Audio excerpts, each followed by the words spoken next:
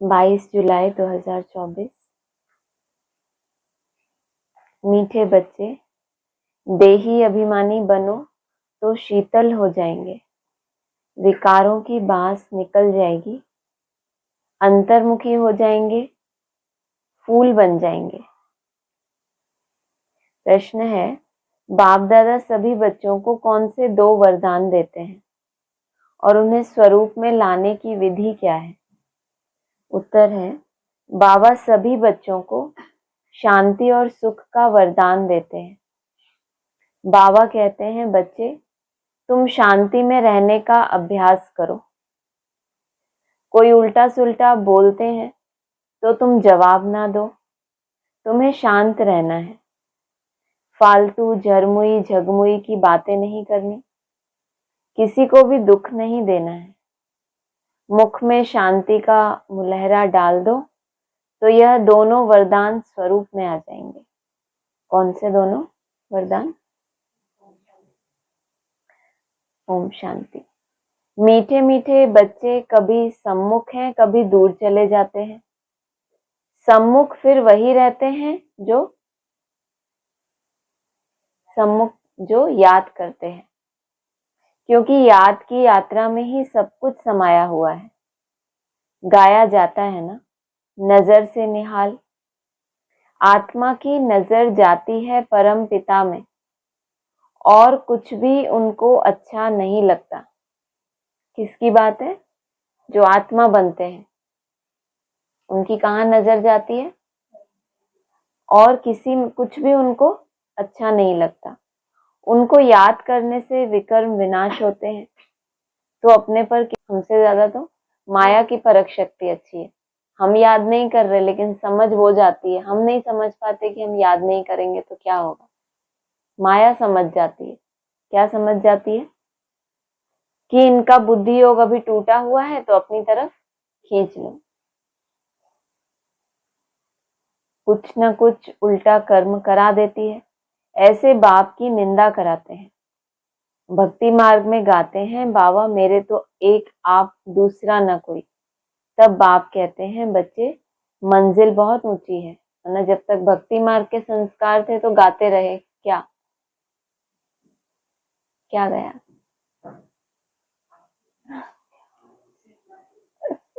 Absent लोग हैं सारे। हाँ, एक प्रेजेंट। भक्ति मार्ग में थे तो गाते थे, बाबा मेरे तो एक आप दूसरा ना कोई। तब बाप कहते हैं कि बच्चे मंजिल बहुत ऊंची है। गाना तो बहुत आसान कि एक बाप दूसरा ना कोई, लेकिन तब भक्ति मार्ग में थे ना तो गाने गाते थे। अभी क्या करना पड़ रहा है? प्रैक्टिकल। तो बाबा कह रहे हैं मंजिल बहुत ऊंची है। काम करते हुए बाप को याद करना, यह है ऊंच से ऊंच मंजिल। क्या बोला? हाँ, कितनी अच्छी बात है। गृहस्थियों को कितना बड़ा बाबा लकब दे रहा है। कुछ भी कामकाज करते हुए बाप को याद करना, ये ऊंचे से ऊंची मंजिल। इसमें प्रैक्टिस बहुत अच्छी चाहिए। असंभव नहीं है, लेकिन क्या चाहिए? प्रैक्टिस। नहीं तो निंदक बन जाते हैं। निंदक कैसे बन जाते हैं? हम कुछ भी काम करें, बाबा को नहीं याद करें, उसमें निंदक कैसे बन जाएंगे? क्या लगता है आपको? नहीं, बाबा की निंदा कैसे हो गई? उसमें निंदक कैसे बन गए सतगुरु के?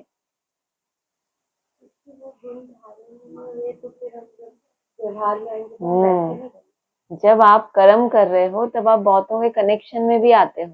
अगर आप याद नहीं करोगे, रूहानियत में नहीं रहोगे, तो फिर माया देख लेगी। इनका बुद्धि योग टूटा हुआ है तो किसी को भेजेगी फिर कि जाओ इनका थोड़ा पेपर लो। उसने कुछ बोला और आपने उससे 4 गुना ज्यादा तेज बोला तो क्या हुआ? निंदा हुई ना। अरे तुम कहते थे हमें भगवान मिला है और ये ऐसे, हमें नहीं चाहिए भगवान, तुम्हारा पसंद नहीं आया प्रोडक्ट। क्योंकि आपने लेके देखा, कोई हम दवाई बेचते हैं तो कहते हैं ना पहले आपने खुद ली है अपने ऊपर, आपके ऊपर असर हुआ है तो हम किसी को भी वो दवाई कभी बेच नहीं पाएंगे। फिर तो वो कहेंगे हमें आपका प्रोडक्ट पसंद नहीं है। कितना भी सुंदर हो, एवर प्योर हो, तो भी आपको तो बदल ही नहीं पाया वो अभी तक, तो फिर हमें नहीं चाहिए।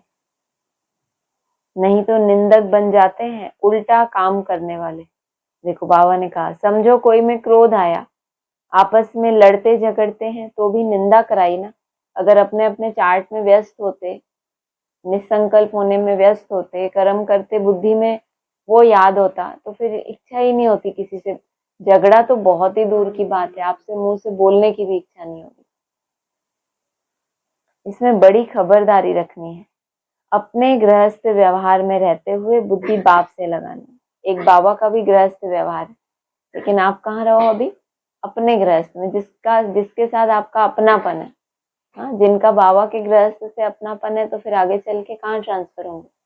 कौन सी गृहस्थी में? बेहद की गृहस्थी में। बाकी तब तक कहाँ? अपने गृहस्थ व्यवहार में बुद्धि बाप से लगानी है। ऐसे नहीं कि कोई संपूर्ण हो गया है, नहीं, कोशिश ऐसी करनी चाहिए हम देही अभिमानी बने। देह अभिमान में आने से कुछ ना कुछ उल्टा काम करते हैं, तो गोया बाप की निंदा कराते हैं। बाप कहते हैं, ऐसे सतगुरु की निंदा कराने वाले लक्ष्मी नारायण बनने की ठौर पा न सके। अभी तक तो यही सुना, ठौर नहीं मिलेगी। कौन सी ठौर नहीं मिलेगी? लक्ष्मी नारायण के पद वाली ठौर नहीं मिलेगी।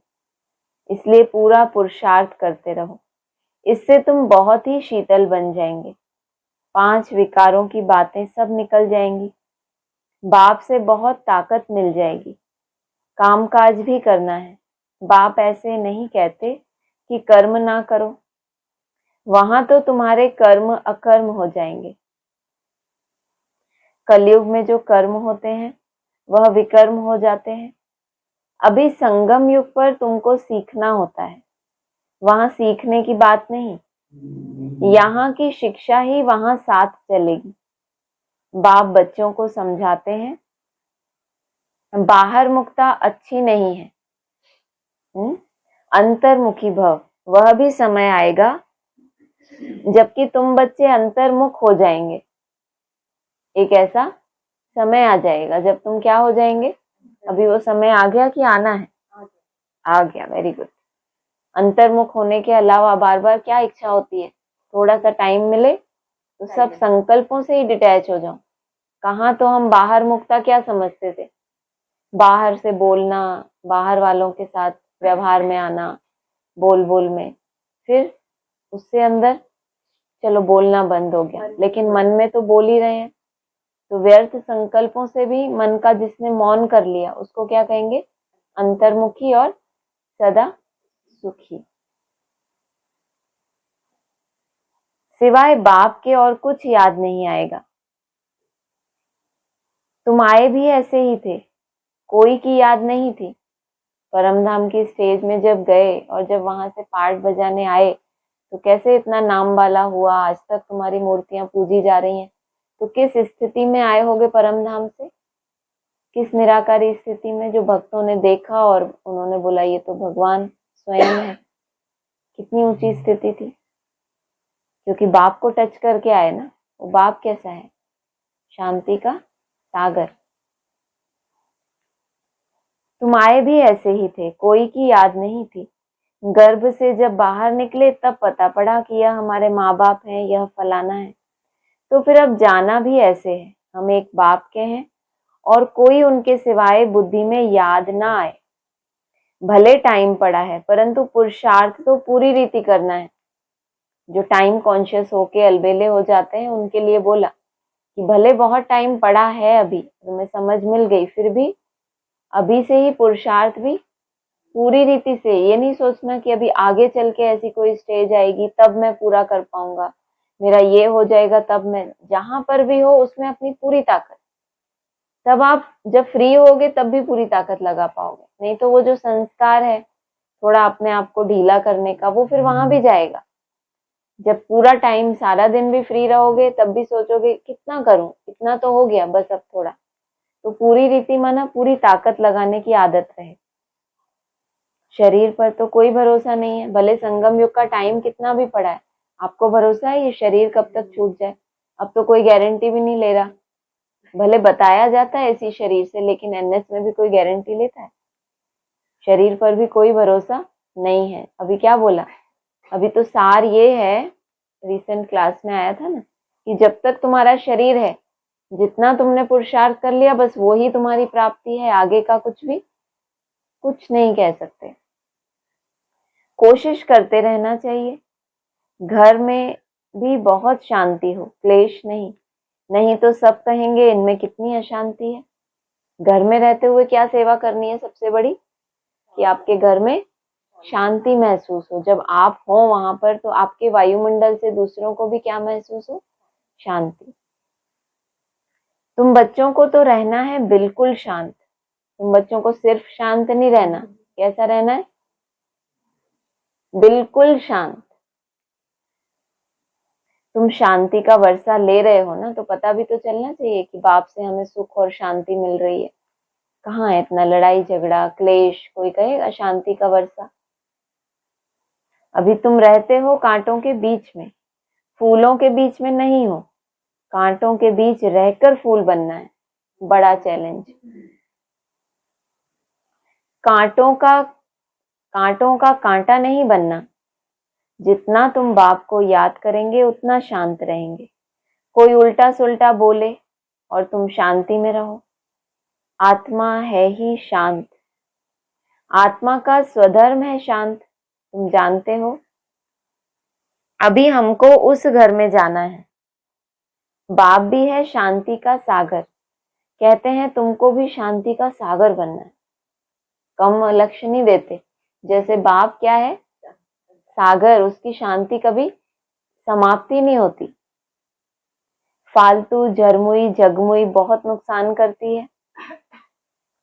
बाप डायरेक्शन देते हैं, ऐसी बातें नहीं करनी चाहिए। कैसी बातें, क्या होता है जगमुई जगमुई,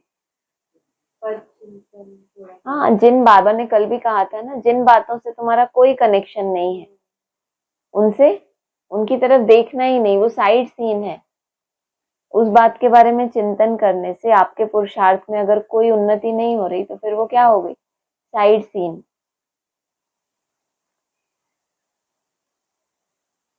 ऐसी बातें नहीं करनी चाहिए, इससे तुम बाप की निंदा कराते हो। शांति में कोई निंदा या विकर्म होता ही नहीं। कितनी अच्छी बात है, कोई सोचना नहीं पड़ेगा कि हम गलती ना हो जाए हमसे, ये ना, शांति में रहो, तुमसे कोई भी विकर्म या उल्टा काम होगा ही नहीं। बाप को याद करते रहने से और ही विकर्म विनाश होंगे। अनेक जन्मों के जो पाप कर्म हैं, जो संस्कार पड़ गए, और ही वो समाप्त होते जाएंगे। अशांत न खुद हो न औरों को करो। किसी को दुख देने से आत्मा नाराज होती है। बहुत हैं जो रिपोर्ट लिखते हैं, बाबा यह घर में आते हैं तो धमचक्कर मचा देते हैं। सोचो, शांति के टावर ऑफ साइलेंस बाप को टच करके आए हैं। सुबह सुबह अमृत वेला किया, योग किया, फिर बाबा की मुरली सुनी, बाबा किया, फिर घर गए तो फिर घर वालों की रिपोर्ट क्या आई, जैसे ही घर में आते हैं तो धमचक्कर हो जाता है। अरे भाई, बाबा लिखते हैं तुम अपने शांति स्वधर्म में रहो।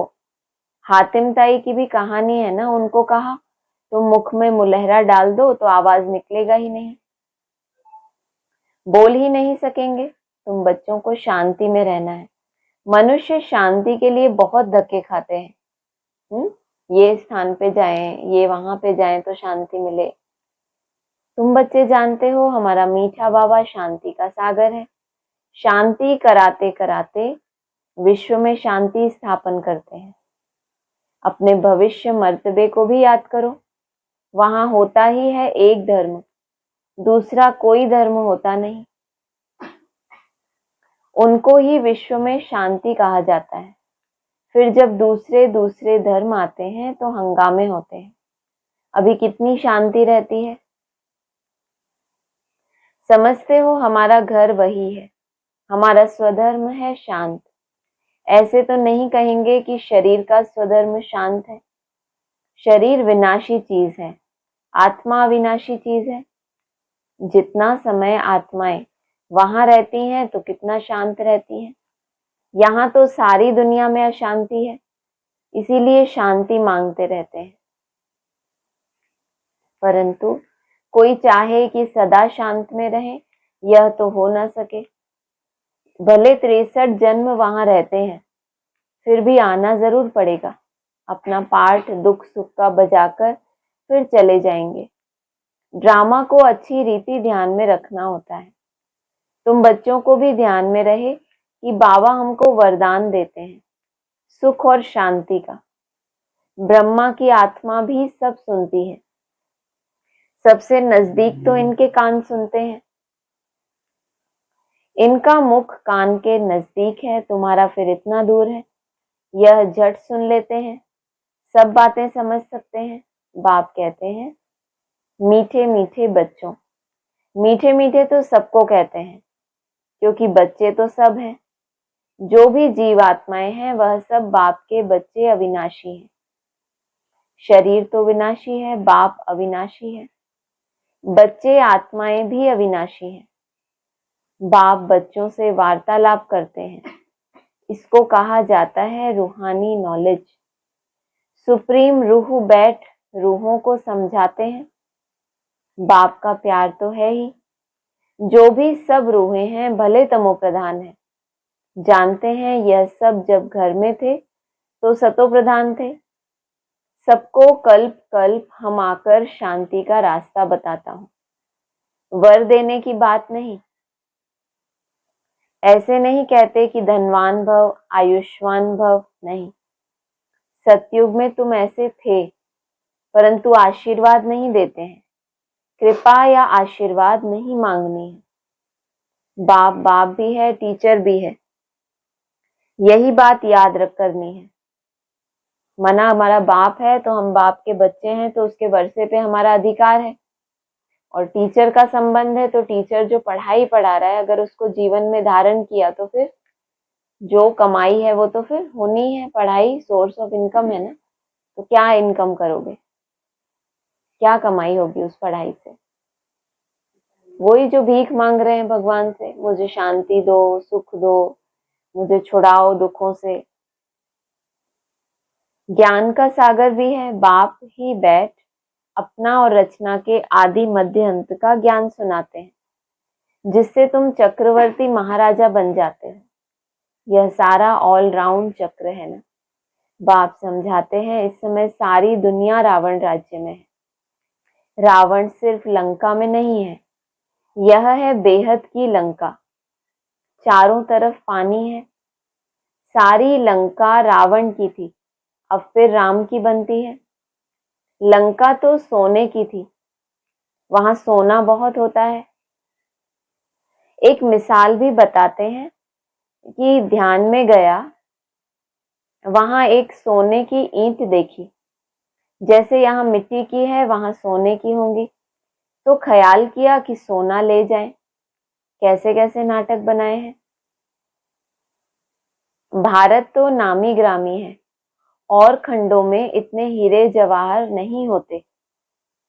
हाँ, और खंडों में इतने हीरे जवाहरात होते ही नहीं। राजाओं की राजाई वहां चली ही नहीं है। अखूट भंडार जो रत्नों का है वो कहाँ पे था? भारत में। यहाँ से तो लूट कर लेकर गए ना। बाप कहते हैं, मैं सबको वापस ले जाता हूँ गाइड बन करके। चलो बच्चे, अब घर जाना है। आत्माएं पतित हैं, पावन होने बिगर घर जा नहीं सकती हैं। पतित को पावन बनाने वाला एक बाप ही है, इसीलिए सब यहाँ ही है। वापस कोई भी जा नहीं सकते, लॉ नहीं कहता। बाप कहते हैं, बच्चे, माया तुम्हें और ही जोर से देह अभिमान में लाएगी। जितना देही अभिमानी बनने का पुरुषार्थ ज्यादा करेंगे तो फिर क्या करेगी माया? चैलेंज हो जाता है ना उसको। जैसे आपके पास माया आती है तो आप चैलेंज करते हो कि नहीं, अब तो मैं और ही ज्यादा चार्ट बनाऊंगा। ऐसे हिम्मत वाले बच्चे होते हैं। तो जब आप ज्यादा हिम्मत रखते हो तो माया क्या ट्राई करती है? कोई ऐसा कारण बने कि और ज्यादा इनको देह अभिमान आ जाए। कोई ना कोई तो हमारे अंदर एक पॉइंट ऐसा होता है ना, कमजोर। बाप को याद करने नहीं देगी, तुमको खबरदार रहना है। इस पर ही युद्ध है। आंखें बड़ा धोखा देती हैं, इन आंखों को अधिकार में रखना है। देखा गया है भाई बहन में भी दृष्टि ठीक नहीं रहती, तो अब समझाया जाता है भाई भाई समझो। यह तो सब समझते हैं हम सब भाई भाई हैं, परंतु समझते कुछ भी नहीं। जैसे मेंढक ट्रां ट्रां करते हैं, अर्थ कुछ नहीं समझते। अभी तुम हर एक बात को यथार्थ अर्थ समझ गए हो। अभी तक सिर्फ बोलते थे, ऐसे बोला है बाबा ने, ऐसे बोला है, क्या बोला। अभी क्या हो गया, पहले अर्थ नहीं समझते थे कि भाई भाई की स्मृति, दृष्टि, प्रैक्टिकल में, वो सब नहीं। अभी तुम हर एक बात का यथार्थ अर्थ समझ गए हो। यथा अर्थ माना जैसा अर्थ उसका है, जैसा हमें बाप समझाना चाहता है वैसा समझ गए। बाप मीठे मीठे बच्चों को बैठ समझाते हैं कि तुम भक्ति मार्ग में भी आशिक थे, माशूक को याद करते थे, दुख में झट उनको याद करते हैं, हाय राम, हे भगवान रहम करो। स्वर्ग में तो ऐसे कभी नहीं कहेंगे। स्वर्ग में कभी हाय निकलेगी? हे बाबा, ओ बाबा, दुख में कभी ऐसे निकलेगा? निकलेगा? तो अभी हाँ मतलब ओ बाबा, मतलब अभी भी तो दुखी होते हैं तो हाय नहीं बोलते, शब्द कुछ दूसरा होता है। लेकिन दुखी होके उसको पुकारना मतलब हे राम। हे राम का मतलब वो नहीं है कि शब्द हे राम नहीं हम बोलते, लेकिन दुखी होके उसको पुकारना, रहम करो। स्वर्ग में तो ऐसे कभी नहीं कहेंगे। स्व स्थिति में टिक के अपनी कमाई करेंगे, ना कि भगवान को पुकार के उससे भीख मांगेंगे। तुमको वहां रावण राज्य ही नहीं होता, तुमको राम राज्य में ले जाते हैं तो उनकी मत पर चलना चाहिए। अभी तुमको मिलती है ईश्वरीय मत, फिर मिलेगी क्या? मिलेगी फिर इसके बाद दैवी मत।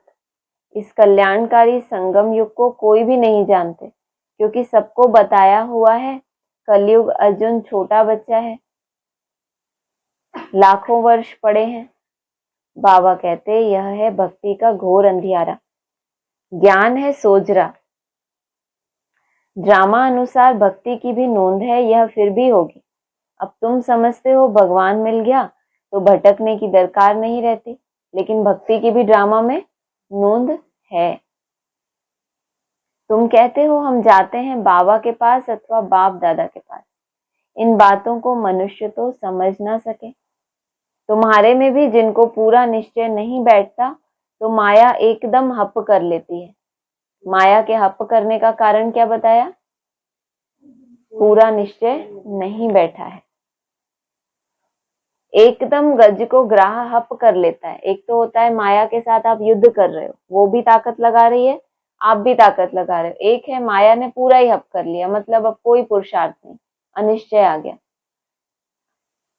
एकदम गज को ग्राह हप कर लेता है। आश्चर्यवत सुनंती, पुराने तो चले गए, उनका भी गायन है। अच्छे अच्छे महारथियों को माया हरा देती है। बाबा को लिखते हैं, बाबा आप अपनी माया को नहीं भेजो, वो आपकी अपनी है। बाबा का बहुत अपनापन है माया के साथ, तो बाबा से कहते हैं आप अपनी माया को हमारे पास मत भेजो। अरे बाबा कह रहे हैं यह हमारी थोड़ी ही है, हमारा कोई अपनापन है क्या? तुमने जन्म जन्मांतर उसकी गोद में खेला है, हमने खेला है क्या? रावण अपना राज्य करते हैं, हम अपना राज्य स्थापन कर रहे हैं। यह परंपरा से चला आता है। रावण ही तुम्हारा सबसे बड़ा दुश्मन है। जानते हैं रावण दुश्मन है, इसलिए उसको हर वर्ष जलाते हैं। मैसूर में तो दशहरा बहुत मनाते हैं, समझते कुछ भी नहीं। तुम्हारा नाम है शिव शक्ति सेना, उन्होंने फिर नाम बंदर सेना डाल दिया। किसने? रामायण। यहाँ की बात बताओ, फिर वहां चले जाते भक्ति मार्ग में। वहां क्यों चले जाना चाहिए? हाँ हाँ, कहाँ है बंदर सेना? राम की मुरली का पॉइंट है ये। राम की बंदर सेना और कृष्ण की गौशाला। सुना है मुरली में कभी? राम के साथ किसका गायन है? बंदरों का। तो राम बाप के साथ कौन सी सेना? चाहे उसको आप महादेव की बारात कहो, चाहे राम की बंदर सेना। क्या हुआ? कौन सी दो बातें बताई हमने? नहीं, आउट नहीं होंगी, वो बताएंगे। वेरी गुड, इसको कहते हैं प्रवृत्ति मार्ग। फायदा होता है ना। एक है, तुम्हारा नाम क्या है? शिव शक्ति सेना, शक्ति भर रहे हो। उन्होंने फिर नाम बंदर सेना डाल दिया है। तुम जानते हो बरोबर हम बंदर मिसल थे, अब शिव बाबा से शक्ति ले रहे हैं। निकले कहाँ से? वहीं से होते हुए आगे बढ़े हो ना। पहले हम बंदर सेना थे, बंदर मिसल ही थे, अब शिव बाबा से शक्ति ले रहे हैं रावण पर जीत पाने। बाप ही आकर राजयोग सिखलाते हैं। इस पर कथाएं भी अनेक बना दी हैं। अमर कथा भी कहते हैं। तुम जानते हो बाबा हमको अमर कथा सुनाते हैं, बाकी कोई पहाड़ आदि पर नहीं सुनाते। पहाड़ पे जाने के बाद तो फिर क्या कथा सुनाएंगे? पहाड़ों पर कथा नहीं सुनाते। कहते हैं शंकर ने पार्वती को अमर कथा सुनाई। शिव शंकर का चित्र भी रखते हैं, दोनों को मिला दिया है। यह सब है भक्ति मार्ग। दिन प्रतिदिन सब तमो प्रधान होते गए। सतो प्रधान से सतो होते हैं तो दो कला कम होती है। त्रेता को भी वास्तव में स्वर्ग नहीं कहा जाता। बाप आते हैं तुम बच्चों को स्वर्गवासी बनाने। बाप जानते हैं ब्राह्मण कुल और सूर्यवंशी चंद्रवंशी कुल दोनों स्थापन हो रहे हैं। रामचंद्र को क्षत्रिय की निशानी दी है। तुम सब क्षत्रिय हो ना, जो माया पर जीत पाते हो। कम मार्क्स से पास होने वाले को चंद्रवंशी कहा जाता है, इसलिए राम को बाण आदि दे दिया है। हिंसा तो त्रेता में भी होती नहीं। गायन भी है राम राजा राम प्रजा, परंतु यह क्षत्रिय पने की निशानी दे दी है तो मनुष्य मूंझते हैं। यह हथियार आदि होते नहीं है। शक्तियों के लिए भी कटारी आदि दिखाते हैं, समझते कुछ भी नहीं। तुम बच्चे अभी समझ गए हो कि बाप ज्ञान का सागर है, इसीलिए बाप ही आदि मध्य अंत का राज समझाते हैं। बेहद के बाप का जो बच्चों पर लव है वह हद के बाप का हो ना सके। 21 जन्मों के लिए बच्चों को सुखदाई बना देते हैं तो लवली बाप ठहरा ना। कितना लवली है बाप, जो तुम्हारे सब दुख दूर कर देते हैं। सुख का वर्षा मिल जाता है, वहां दुख का नाम निशान नहीं होता। अभी यह बुद्धि में रहना चाहिए ना, यह भूलना नहीं चाहिए। कितना सहज है, सिर्फ मुरली पढ़कर सुनानी है। फिर भी कहते हैं ब्राह्मणी चाहिए। ब्राह्मणी बिगर धारणा नहीं होती। अरे सत्यनारायण की कथा तो छोटे बच्चे भी याद कर सुनाते हैं। मैं तुमको रोज रोज समझाता हूँ, सिर्फ अलफ को याद करो। यह ज्ञान तो 7 रोज में बुद्धि में बैठ जाना चाहिए, परंतु बच्चे भूल जाते हैं। बाबा तो वंडर खाते हैं। बाबा खुद कितना वंडरफुल है, लेकिन बच्चों की क्या कर्तव्य देख के क्या करते हैं? वंडर ही खाते हैं। अच्छा मीठे मीठे सिक्की लदे बच्चों प्रति माता पिता बाप दादा का याद प्यार गुड मॉर्निंग। रूहानी बाप की रूहानी बच्चों को नमस्ते। रूहानी बच्चों की रूहानी बाप दादा को नमस्ते। सार है बाप से नहीं मांगना है क्या? और आशीर्वाद या कृपा नहीं मांगनी। बाप टीचर गुरु को याद कर अपने ऊपर आपे ही कृपा करनी है। माया से खबरदार रहना है। आंखें धोखा देती हैं तो इन्हें अपने अधिकार में रखना है। दूसरा है फालतू झरमुई जगमुई की बातें बहुत नुकसान करती हैं, इसलिए जितना हो सके क्या रहना है? चुप रहना है, शांत रहना है। मुख में मुलहरा डाल देना है। कभी भी उल्टा सुल्टा नहीं बोलना। न खुद अशांत होना है, न किसी को अशांत करना है। वरदान है बाप की मदद से सूली को कांटा बनाने वाले सदा निश्चिंत और ट्रस्टी भव। बाप की मदद से सूली को कांटा बनाने वाले सदा निश्चिंत और ट्रस्टी भव। पिछला हिसाब सूली है, लेकिन बाप की मदद से वह कांटा बन जाता है।